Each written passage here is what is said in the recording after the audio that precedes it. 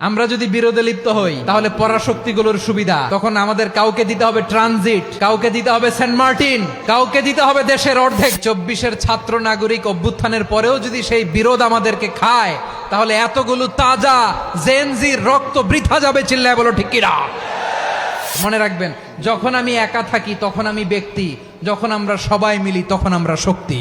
What are the drawbacks and disadvantages of division, social and political division in the society? Disunity. আমরা যদি বিচ্ছিন্ন হই, একে অপরের যদি মারামারি করি, একজন যদি আরেকজনের কাফের ফতোয়া দেয়, আমাদের কি ক্ষতি? এক নাম্বার ক্ষতি হচ্ছে আমরা যদি বিচ্ছিন্ন হই আমাদের শক্তি কমে যাবে, আমাদের পাওয়ার আমরা হারাবো। আমাদের কি হারাবো? পাওয়ার। মনে রাখবেন, যখন আমি একা থাকি তখন আমি ব্যক্তি, যখন আমরা সবাই মিলি তখন আমরা শক্তি। এই শক্তি নিয়ে আমাদের সামনে এগিয়ে যাওয়ার দরকার আছে না নাই? তাহলে আমরা যদি নিজেরা বিরোধে লিপ্ত হই আমাদের ক্ষমতা, পাওয়ার ছুটে যাবে। আমরা এই পাওয়ার হারাতে চাই না, ঠিক কিনা বলেন? রব্বুল আলামিন ঠিক তাই বললেন। রব্বুল আলামিন বললেন, খবরদার, ওয়াতিউল্লাহ ওয়া রাসূলাহু ওয়া লা তানাযাউ ফাতাফশালু ওয়া তাযহাবা রিহুকুম ওয়াসবিরু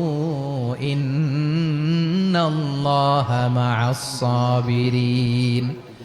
আল্লাহর আনুগত্য করো, নবীর আনুগত্য করো, কিন্তু খবরদার নিজেরা বিরোধে লিপ্ত হয়ো না, নিজেরা মারামারি করো না, তাহলে তোমাদের শক্তি কমায় দিবে কে?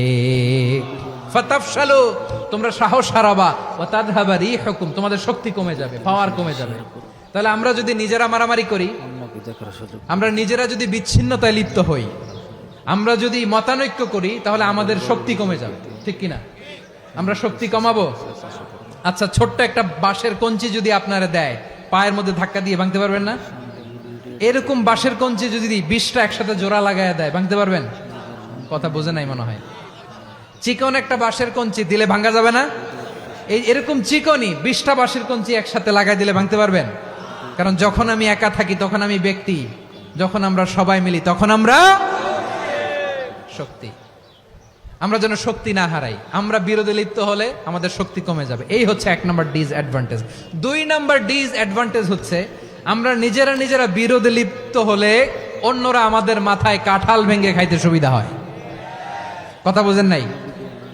আমরা যদি বিরোধে লিপ্ত হই তাহলে পরাশক্তিগুলোর সুবিধা তখন আমাদের কাউকে দিতে হবে ট্রানজিট, কাউকে দিতে হবে সেন্ট মার্টিন, কাউকে দিতে হবে দেশের অর্ধেক। চিল্লায় বলো ঠিক কিনা? নিজেদের প্রবলেম সলভ করার ক্যাপাসিটি আমাদের আর থাকবে না। নিজেরা বিরোধে জড়ালে পরাশক্তিগুলো আমাদের মাথায় কাঁঠাল ভেঙে খায়।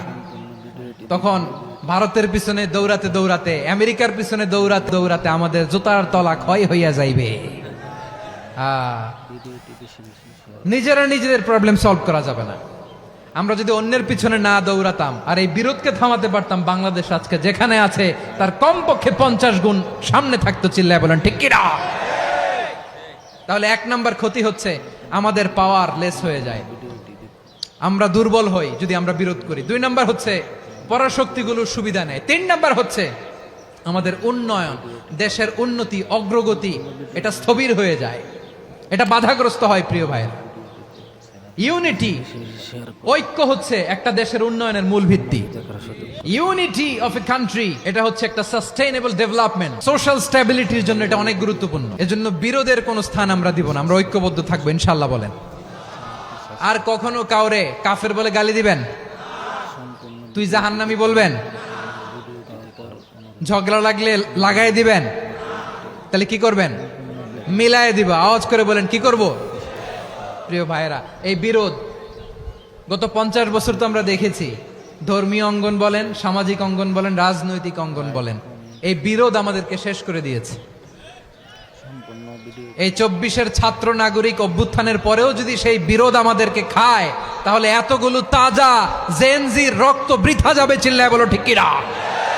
বৃথা যেতে দিতে চাই না, আমরা ঐক্যবদ্ধ থাকতে চাই। রাজি আছেন? আমরা আর কাদা ছড়াছড়ি করব না। অনেক হয়েছে আন্না, এবার থামুন। অনেক হয়েছে আন্না।